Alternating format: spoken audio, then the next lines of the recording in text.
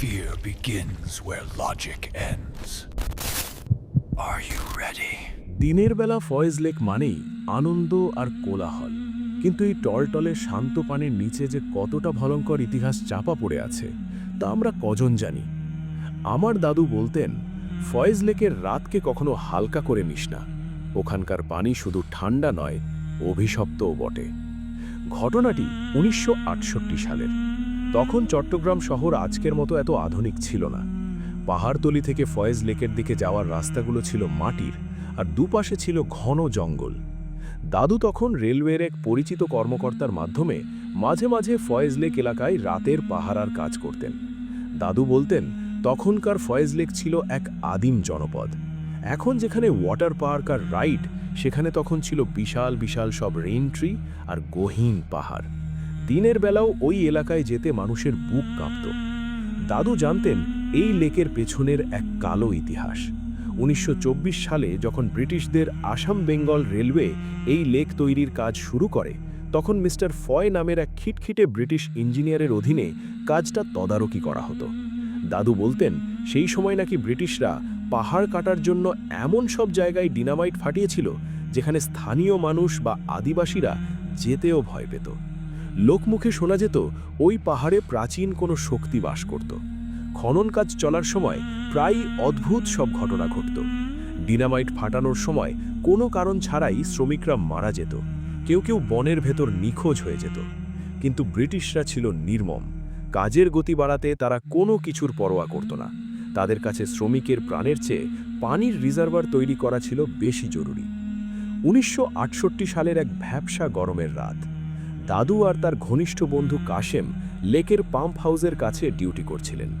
রাত তখন আনুমানিক 2:10। চারপাশ একদম নিস্তব্ধ। ঝিঝি পোকার ডাকটাও যেন হঠাৎ থেমে গেল। দাদু খেয়াল করলেন লেকের পানিটা আজ কেমন জানি তেলের মতো স্থির হয়ে আছে। সাধারণত রাতে পাহাড়ি বাতাসে পানির উপর ছোট ছোট ঢেউ খেলে যায়, কিন্তু সেদিন পানি ছিল আয়নার মতো নিথর। হঠাৎ দাদুর নজর পড়ল লেকের ঠিক মাঝখানে। চাঁদের আলো তখন মেঘের আড়াল থেকে বেরিয়েছে। দাদু দেখলেন লেকের মাঝখানে পানির উপর একটা দীর্ঘ কালো ছায়া দাঁড়িয়ে আছে। দাদু প্রথমে ভেবেছিলেন হয়তো কোনো বড় গাছের গুঁড়ি ভেসে এসেছে, কিন্তু না, ছায়াটা লম্বালম্বিভাবে দাঁড়িয়ে। দাদু লণ্ঠনটা উঁচিয়ে ধরলেন। কাশেম ফিসফিস করে বলল, দোস্ত, ওখানে কেউ থাকলে তো ডুবে যাওয়ার কথা।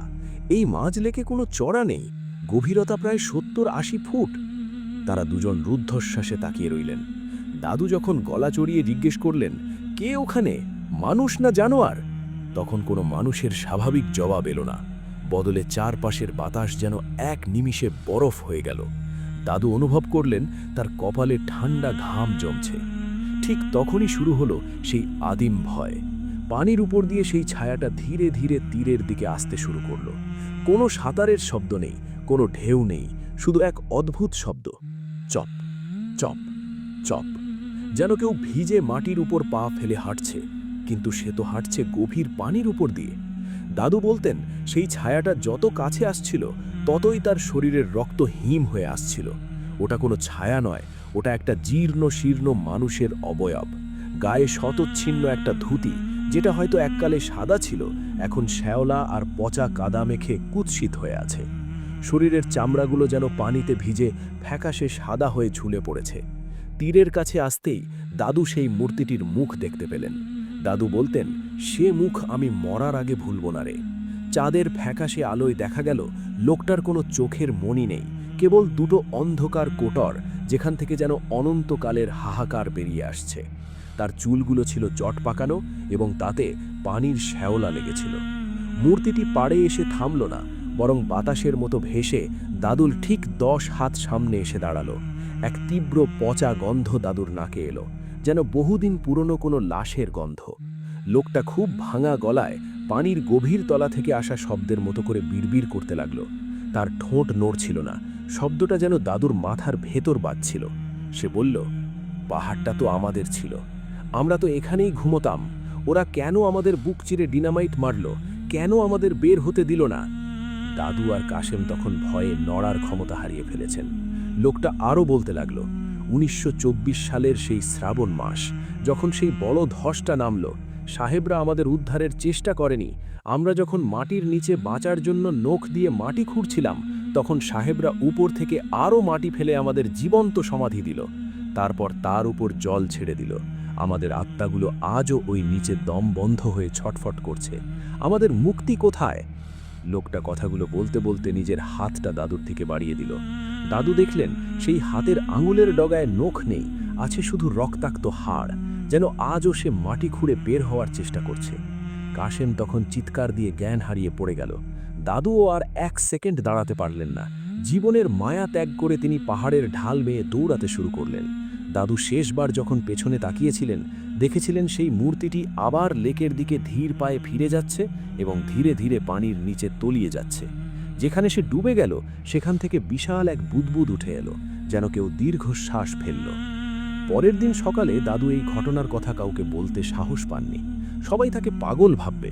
কিন্তু সপ্তাহখানেক বাদে তিনি পাহাড়তলির এক অতিবৃদ্ধ আদিবাসী লোকের দেখা পান, যার বাবা ওই লেক তৈরির সময় সেখানে শ্রমিক হিসাবে কাজ করতেন।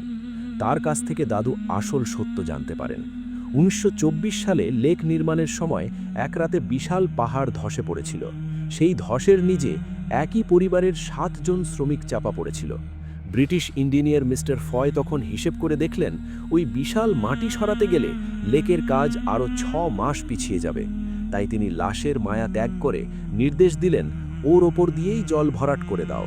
সেই হতভাগ্য শ্রমিকদের মৃতদেহ আর কোনো দিন আলো দেখতে পায়নি। তাদের অতৃপ্ত আত্মা আজও ওই ফয়েজ লেকের গভীর অন্ধকারে বন্দী হয়ে আছে। দাদু বলতেন, মানুষ এখন সেখানে আনন্দ করতে যায়, কিন্তু তারা জানে না তাদের পায়ের নিচে কত শত মানুষের দীর্ঘশ্বাস জমা হয়ে আছে। দাদু মারা যাওয়ার আগে আমাদের বলে গেছেন, যেন কখনো অমাবস্যার রাতে ফয়েজ লেকের পাড়ে একা না বসি, কারণ ওই শ্রমিকরা এখনও কাউকে খুঁজছে যারা তাদের সেই অন্ধকার ইতিহাসের সাক্ষী হবে। আজও যারা ফয়েজ লেকে রাতে ঘুরতে যান বা নির্জনে পানির দিকে তাকিয়ে থাকেন, সাবধান। লেকের পানি যখন হঠাৎ স্থির হয়ে যায় আর পচা শ্যাওলা গন্ধ নাকে আসে, বুঝবেন কেউ একজন নিচ থেকে আপনাকে দেখছে, কেবল একটি প্রশ্নের উত্তরের আশায়। আমাদের কথা কি কেউ মনে রেখেছে?